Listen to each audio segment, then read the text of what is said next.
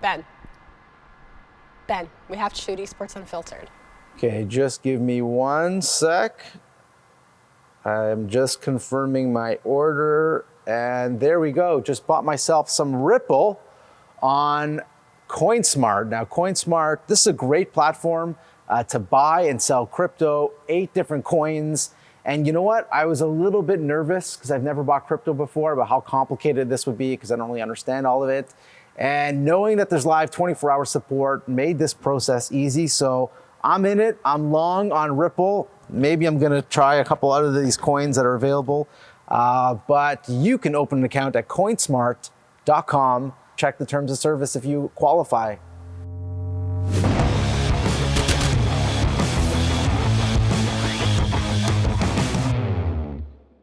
Welcome to Esports Unfiltered. I'm Ben Feferman. And I'm Rachel.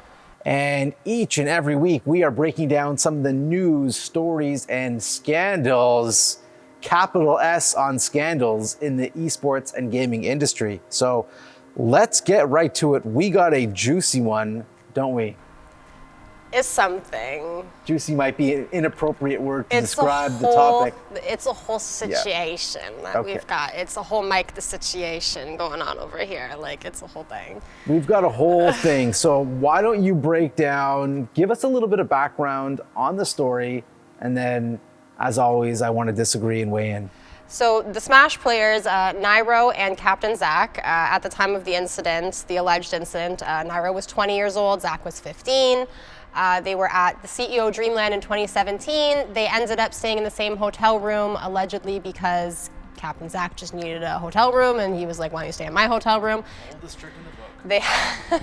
Oldest trick in the book, but they said they slept in separate beds, and at some point during that night, their stories started to conflict, and there was some relations that took place, and they're both saying, well, you know, like, I didn't consent, but somebody, you know, instigated this, and somebody knew what they were doing in this situation. It's just a question of who.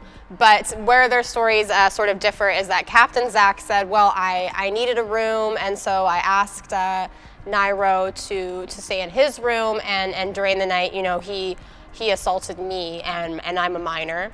And Nairo is also saying, well, I offered my room to him to help him out, and I woke up in the middle of the night to him assaulting me. And then furthermore, he did it again and blackmailed me and tried to continue doing it until I put a stop to it, is what Nairo is saying. After this incident, Nairo is expelled from the community. He's an outcast. You know, the default, and I'm not saying is wrong, you know, we take the victim side in these situations. So Nairo's gone, goodbye, thanks for coming. Now, sometime after, we now see that they have settled the situation at a court. Nairo comes back and says, actually, everything that Captain Zach has said is the complete opposite, basically. So there's a lot of color to both sides of the story. And now there's this interesting situation where this situation, at least it seems, has been resolved, okay, in terms of a settlement. There is a lot more questions than we had answers in terms of what really happened. So now, is this the time to welcome Nairo back to the community? Well, firstly, these are very serious allegations. So regardless of who is telling the truth, these need to be looked in further. These are both active people within the Smash community who, based off each other's stories, may pose a continuing threat to other community members at these events. So if someone is truly going around and doing these things and blackmailing somebody, or, you know, harassing minors, whoever's story is true, these allegations need to be looked into. As you said, they kind of sent Nairo off on the boat and were like, see you later, like, yep. you're gone, cancel culture has taken you over. The danger with that, as we've seen, is now he's coming back and saying, I'm a victim in a very serious way, and I'm actually not the perpetrator of this crime.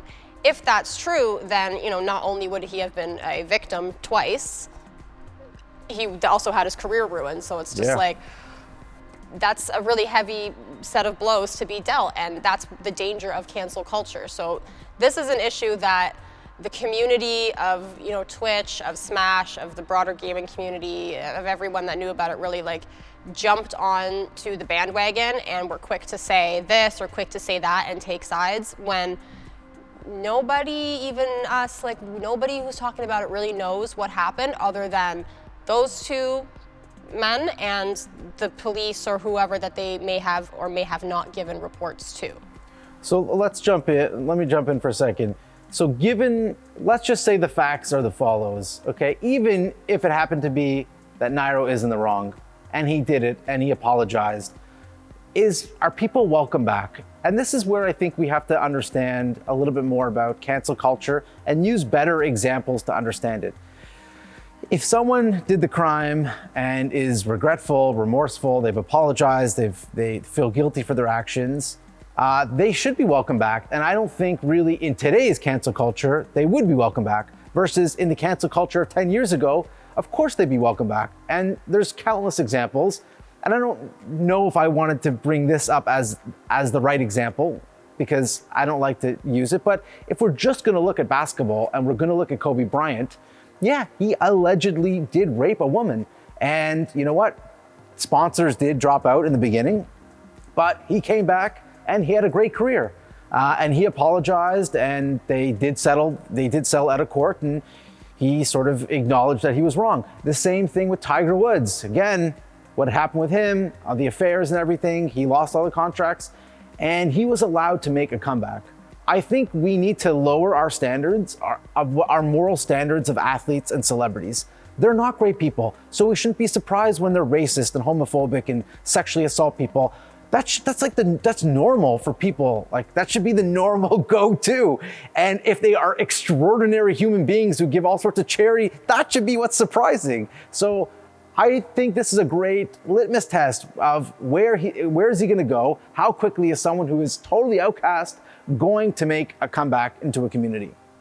Well, and that's exactly right. The issue becomes less about who did what and more, did they suffer the ramifications and pay the cost? Did they, pay the consequences of what they had done? So whether or not this goes to court is, it depends what the victim's comfortable with. Maybe the victim doesn't want to be in court and have this publicized like that, whoever the victim is. There's a whole load of sensitive issues here that are going on between these two people. Maybe they don't want to have it publicized. So if they're making peace with their victims and making right for what they've done wrong and serving their time in whatever way that means for them, then that's it. They've served their time. That's exactly like saying, okay, well, when people get out of prison, whether they're murderers or whatever, ex-convicts get out of prison, they're canceled. Nobody wants to work with them anymore, so they don't get jobs, and there's no more prison reform, and then everything's just really bad.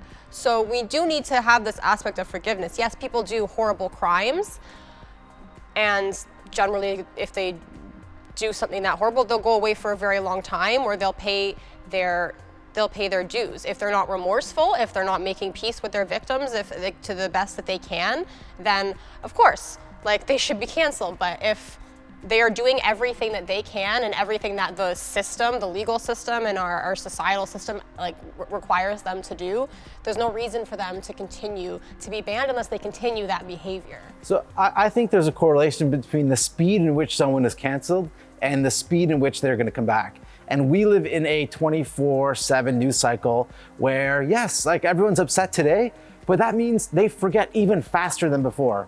And I really wouldn't be surprised if a lot of people can you keep track of all the sexual assaults and allegations and racial slurs? Who knows who to hate anymore? There's this the woke culture of oh, now we all hate this and now we all hate this. Everyone's just gonna forget what everyone did.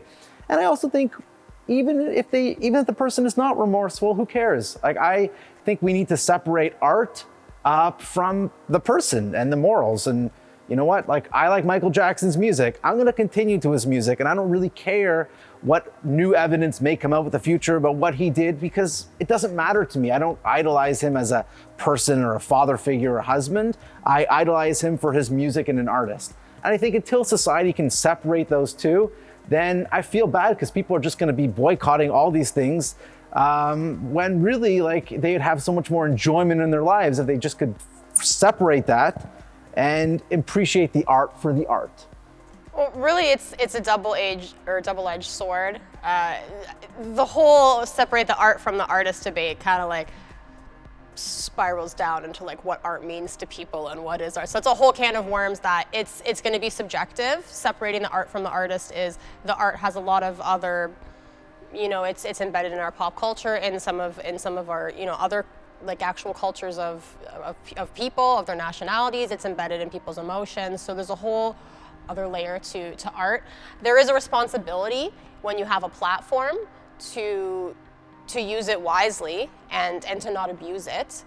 And we do need to take a look at, okay, well, if I'm actively paying into this art, then I'm supporting that person who's behind it, that artist. Is there a way that we can separate those things? But at the end of the day, these things are out there and these people did what they did. So it's really between them and who it happened with. Yes, we should let people know, hey, you did something that we don't like, but to take it any farther than that is almost none of our business.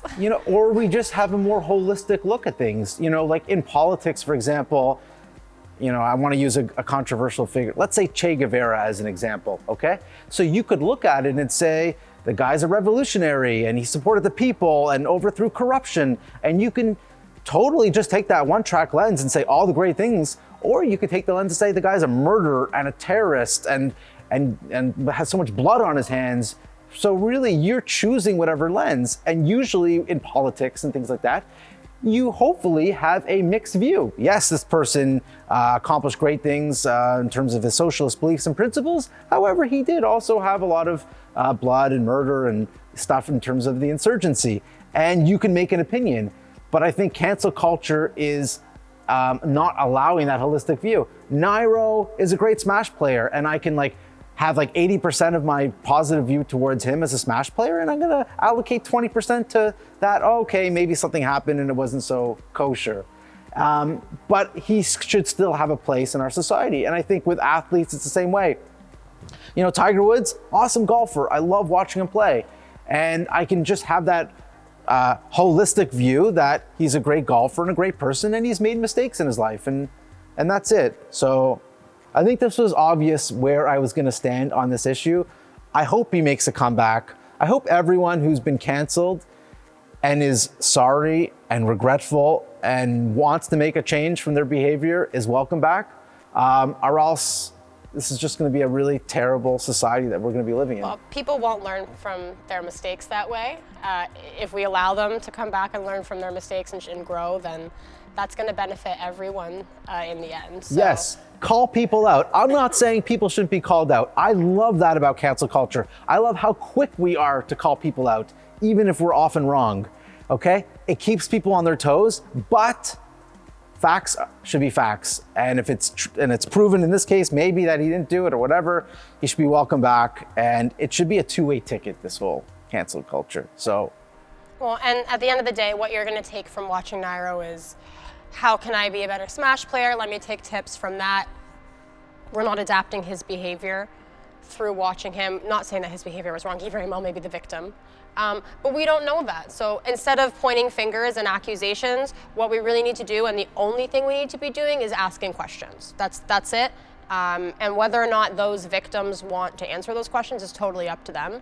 They've settled outside of court, and that's totally their business. It's a very private thing. When something like this happens to you, it can be devastating, and it's not something you want everyone to know about necessarily. So that's settled out of court, and that's their business. If you want to ask questions, ask them, and you should always ask questions, but you don't have a right to the answers. Yeah, this is going to be a great story to watch. Obviously, everyone wants to see what happens with Sinatra as well, along with others who have been canceled and are pending some ongoing investigations. That's all for us today. I'm Ben Feferman, and I've yet to be canceled. Thank you. I'm Rachel, and I also haven't. Hopefully I won't. And good night, Boca Raton.